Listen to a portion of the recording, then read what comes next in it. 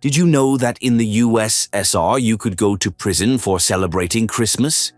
To understand this, you must first find out what this holiday meant to people before the revolution. And here, many people will be surprised. In the Russian Empire, Christmas was not just important, but the most important holiday of the year. Even Easter, which is now considered the centerpiece of the church calendar, came second. Christmas was a real family celebration. It was looked forward to for weeks. Preparations began in advance. The house was cleaned, the festive table was prepared, festive clothes were sewn. Candles were lit in every house, the smell of pine branches and sweet baked goods. It was a holiday of warmth, coziness, and faith. Rich families organized whole balls and Christmas plays right in their mansions. Fairy tales were played on stage. Choirs sang, children wore carnival costumes. After the performance, a sumptuous feast where on the table were put stuffed goose, candied fruit, and even chocolate, which was a rarity at that time. Under the Christmas tree, decorated with real candles, children would find presents. They could be dolls, books, glass toys, or even a live puppy. In poor families, of course, everything was simpler, but the atmosphere of coziness and faith was in every home. The streets themselves in the cities were also being transformed. Merchants in the bazaars sold tangerines, candy, and candles. People went to visit each other, congratulated each other, and gave cards. There were solemn services in churches, which gathered whole villages. After the service, children went round the yards with carols. They sang songs, read poems, and received treats. But most importantly, Christmas was a holiday that united people. Rich and poor, urban and rural, everyone celebrated together. This day symbolized the birth of hope, light, and goodness. At that time, no one could imagine that in a couple of years, all this would disappear.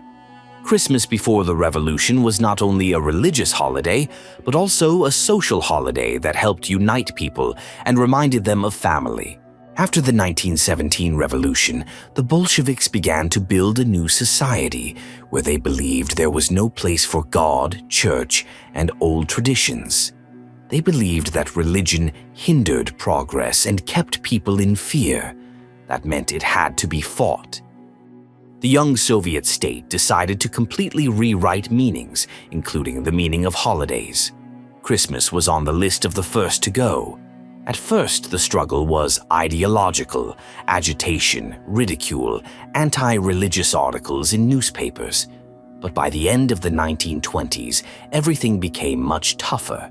In 1929, the Soviet authorities officially banned all religious holidays, including Christmas. This year can be considered the moment when Christmas in the country ceased to exist at the state level. 12 years after the revolution, many children did not even know what Christmas was. And for the very Christmas tree with an icon on it, they could be summoned to the NKVD. Schools and businesses were forbidden to participate in holidays, church services were closed, and churches began to be destroyed and repurposed en masse. In a few years alone, more than 30,000 churches were closed. Some of them were demolished. Some were turned into warehouses, clubs, or granaries. But worst of all, ordinary people began to suffer. For example, if a person went to the temple on Christmas Day, even on his legal day off, he could be fired from his job. There were cases when doctors, teachers, and engineers lost their positions just for being seen near a church on a public holiday. Some organizations even introduced secret surveillance of employees. Entire families suffered. Children did not understand why their mom no longer decorated the tree, why they could not go to church with their grandmother, why they could not sing Christmas songs. And no one explained anything. Just, you can't. The new man of the Soviet era was supposed to forget about Christmas.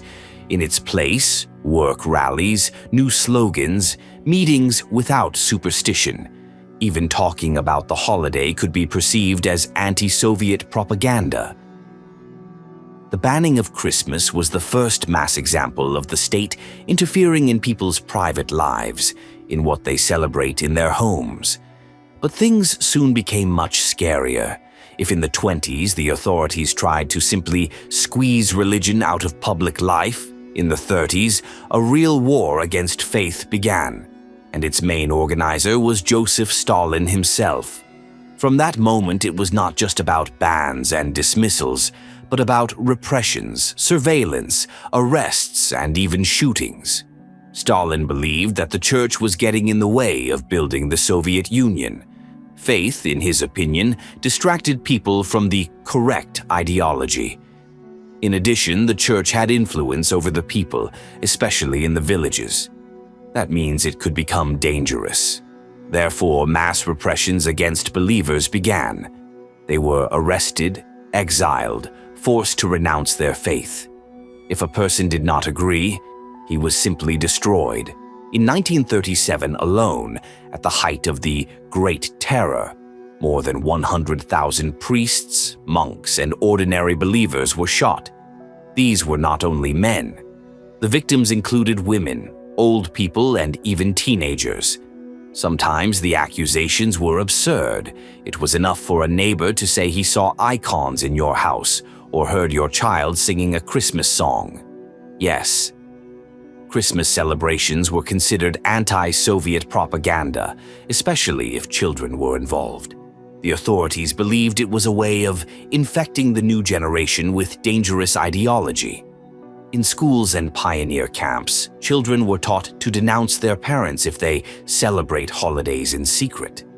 Some children were even deprived of their parents, who were arrested after such signals. At the same time, churches and monasteries continued to be destroyed. They were blown up, burnt, turned into warehouses. And all this under the slogans of the struggle for a bright future. By destroying faith, the regime not only achieved political power, but also deprived people of spiritual support, something that helped them survive in difficult times. When Christmas became dangerous and church holidays were strictly forbidden, the authorities had a new task: to fill the void with something. People still wanted to gather, to rejoice, to give gifts. You can forbid many things, but it is impossible to forbid people to wait for a miracle. And then it was decided, let's create our own Soviet holiday. Without God, without faith, but with a Christmas tree, tangerines, and correct slogans. In 1935, the newspaper suddenly wrote, the tree could be put up again, but only on New Year's Eve, not on Christmas.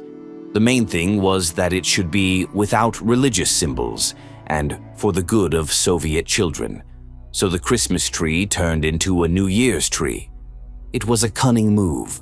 The holiday remained on the outside, but the inner meaning was completely replaced. Together with the Christmas tree, Father Frost returned. Only now it was no longer St. Nicholas, as in the old days, but a Soviet character. He was given a red coat, a red flag, and made a symbol of winter fun. Religion was not even allowed to be mentioned. Everything was strictly scripted. Schools began to hold New Year matinees, where children recited poems, sang songs about Lenin and winter. Gifts were now handed out not by a spirit of goodness, but by a character approved by the party. Even the Snow Maiden, the fictional granddaughter of Father Christmas, appeared later as an addition to the new Soviet myth. It is important to understand, New Year's Eve in the USSR did not appear on its own. It was introduced specifically to replace Christmas, to make it a holiday with no God, no prayers, no spiritual meaning, only fun, clappers, and slogans. At first, this was treated with disbelief. The older generation remembered that the Christmas tree was recently called a bourgeois contagion and was put behind it. But slowly the habit changed. The new generation no longer knew that a very different holiday used to be celebrated under the tree.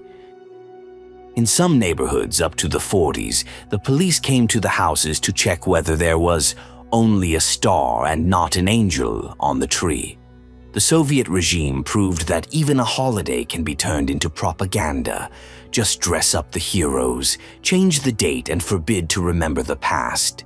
But one question remains. What did those who still wanted to keep the tradition alive do? How did people secretly celebrate Christmas despite fear and prohibitions? When Christmas was banned, many people simply stopped celebrating out of fear. But there were also those who could not give up the tradition, especially in villages and small towns where people had been gathering round the table on Christmas night for centuries, singing carols and placing a candle in front of an icon. These people did not organize rallies, did not agitate against the authorities. They just wanted to spend the holiday like their fathers and grandfathers. But it was they who became enemies of the regime. There were instructions for district police and NKVD workers to identify religious elements on holidays. Christmas was particularly closely monitored, as it was preserved in the people's memory. In villages, NKVD officers went round the houses on Christmas night, looked in the windows, looked for candles, icons, and heard if anyone was singing carols. If they found something suspicious, they would file a denunciation. In some regions, icons were removed from Christmas trees, and the owners were arrested simply because they had not had time to hide the old decorations. Some families went underground. They celebrated in cellars with the windows curtained. They whispered, switched off the lights. It was no longer a holiday, but a military hideout. The secret celebration of Christmas became a form of internal resistance, a way of preserving one's identity even when everything around them forbade it. It was not Christmas itself that the Soviet authorities considered dangerous, but any attempt to think and believe differently, even if it took place at home, in silence. Families caught celebrating could receive a wolf ticket, a ban on working, studying, and even moving to another city. But the Soviet system went further. It decided to erase the very memory that such a holiday even existed. No mention in textbooks, not a word in films, not a line in songs. It was as if Christmas never existed. Therefore, school textbooks did not mention church holidays at all. Even when talking about pre-revolutionary Russia, not a word about Christmas or Easter or customs. Everything was rewritten as if the country had always lived without faith and traditions. Children read about 5-year plans, factories, collectivization, but they didn't know that in the winter people used to wait not for New Year's Eve, but for Christmas. Teachers were forbidden to talk about religious topics, even if it was in a historical context. A teacher who casually mentioned a holiday was risking his career. And now for the cinema.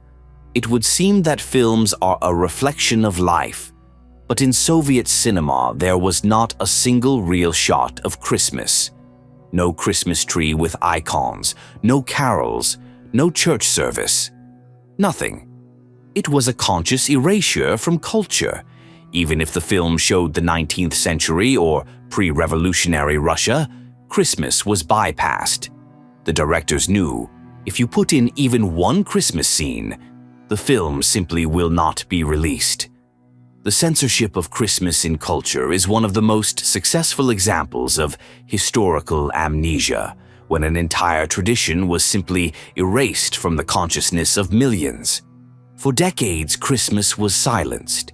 People were afraid to talk, afraid to remember, and it seemed that the holiday was gone forever. People celebrated New Year, watched the irony of fate, gave tangerines, and put up Christmas trees, not even knowing that once all this was part of another forbidden holiday. But in the late 80s, change began. Fear began to recede. More and more people were interested in what was before the Soviet Union. People were drawn back to their roots, to their forgotten traditions. People started talking about Christmas again, first in families, then in newspapers, then on television. And in 1991, a historic event happened. Christmas was officially returned to the calendar of public holidays. And although it is celebrated on 7th January, not 25th December, as in other countries, it was an important step. Churches reopened, candles and Christmas cards began to be sold on the streets again. People again came to the night service, sang songs, put icons in their homes, and decorated the table. But the return of Christmas was not instantaneous. Even in the 90s and 2000s, many families didn't realize that this holiday was separate, that New Year's Eve and Christmas were not the same thing. And to this day, many people simply don't know that New Year's Eve was introduced in the USSR as a replacement for Christmas, to keep the tree but remove the faith. Now, the situation has changed. Many people have started celebrating both holidays, first New Year's Eve and then Christmas. People go to church, put candles, cook Lenten dishes, gather as families. For some, it is just a beautiful tradition, and for others, it is a deep spiritual part of life. The return of Christmas was more than just a restoration of a holiday. It was a turn to memory, culture, and faith that decades had tried to destroy. Even today, many people think of New Year's Eve as the main winter holiday, not knowing that it came about as a replacement for Christmas. Christmas is not just a date on the calendar. It is a memory of family, faith, kindness, and warmth that has been passed down from generation to generation, and it is for this that it was once considered dangerous. The Soviets feared what they couldn't control, and Christmas is precisely what lives not in slogans, but in the heart. It could not be cancelled by order, but it could be banned, erased, rewritten. And yet, despite fear, denunciations, repression, and silence, the holiday survived. It was passed on in whispers, celebrated in secret, remembered in kitchens. That means it was truly important. Today, when we can celebrate freely, and it is important to understand the value of this freedom. What do you think about it? Write in the comments.